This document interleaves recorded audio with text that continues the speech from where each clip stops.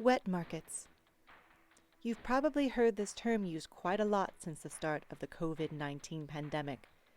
Experts believe the virus sprang from a diseased animal being sold at the Huanan Seafood Whole Food Market, a now infamous wet market in Wuhan, China.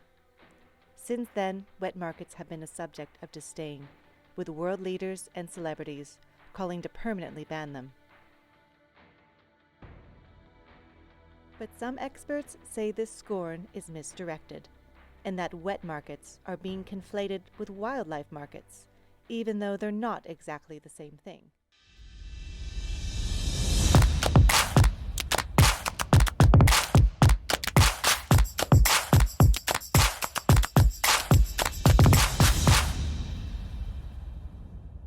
So what is a wet market? The term usually describes marketplaces in China and other Asian countries that sell fresh food like vegetables, fruits, eggs, seafood, and meat. The word wet may refer to the fact that the food is perishable, or it could refer to the water being sloshed around, as vendors butcher animals so customers can take home fresh meat. The vast majority of wet markets sell meat from domesticated animals like chickens, pigs, and goats.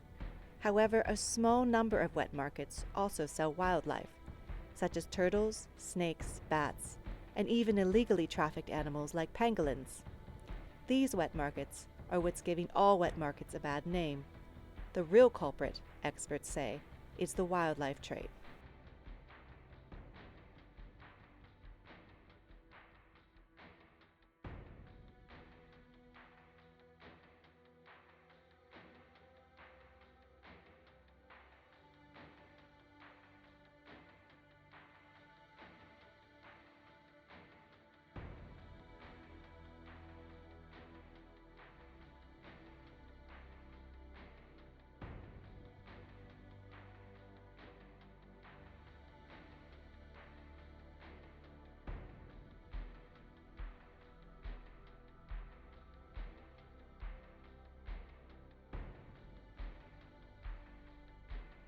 In February 2020, the Chinese government banned the wildlife trade, and the Huanan Seafood Whole Food Market has been shut since the pandemic started, but other wet markets have remained open.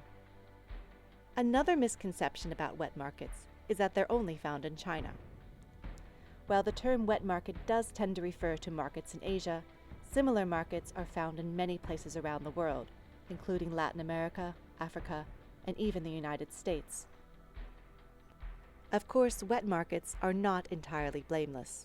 There are serious concerns about sanitation, especially at ones selling living and dead animals. Other disease outbreaks, like avian influenza, have been linked to food markets. Experts also point out that any facility that keeps wild or domesticated animals in close proximity to each other, including factory farms and captive breeding facilities, could trigger another pandemic.